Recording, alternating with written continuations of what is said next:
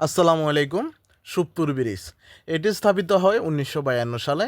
এই ব্রিজটির অবস্থান ছাগলনাইয়া ও মিরসরাই উপজেলার মাঝামাঝি অবস্থানে ফেনী নদীর উপর অথবা চট্টগ্রাম তথা মিরসরাইয়ের প্রবেশদ্বারে অবস্থিত। ব্রিজটির স্থাপনকালে দৈর্ঘ্য ছিল ১২৯ মিটার।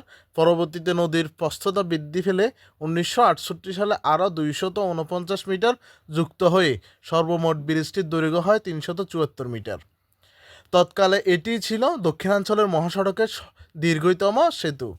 বীর মুক্তিযোদ্ধারা ঢাকা পোস্টকে জানান, চট্টগ্রাম তথা মিরসরাইয়ের প্রবেশদ্বারে অবস্থিত এই ব্রিজের দখল নিয়ে ১৯৭১ সালে দফায় দফায় পাক হানাদার বাহিনীর সঙ্গে যুদ্ধ হয়েছিল বীর মুক্তিযোদ্ধাদের। পাকিস্তানি বাহিনী যাতে ভারী অস্ত্র নিয়ে এই ব্রিজ অতিক্রম করে চট্টগ্রাম প্রবেশ করতে না পারে, সেই জন্য মুক্তিযোদ্ধারা যেমন ব্রিজটি ধ্বংসের চেষ্টা চালায়, তেমনি ব্রিজটি রক্ষায় ও দখলে রাখার জন্য মুক্তিযোদ্ধাদের সঙ্গে যুদ্ধে লিপ্ত হয়েছিল হানাদার বাহিনী। তাছাড়াও এই ব্রিজকে স্মরণীয় করে রাখতে ১৯৮০ দশকে সরকারি অর্থায়নে সুখপুর ব্রিজের যুদ্ধ নিয়ে কলমিলতা নামে একটি ছায়াছবি নির্মিত হয়েছিল। এছাড়াও ১৯৯৬ সালে বিজয় দিবস উপলক্ষে বাংলাদেশ সেনাবাহিনীর উদ্যোগে অংশগ্রহণে সুখপুর ব্রিজ নিয়ে যুদ্ধভিত্তিক একটি প্রামাণ্যচিত্র বাংলাদেশ টেলিভিশনে প্রচারিত হয়েছিল।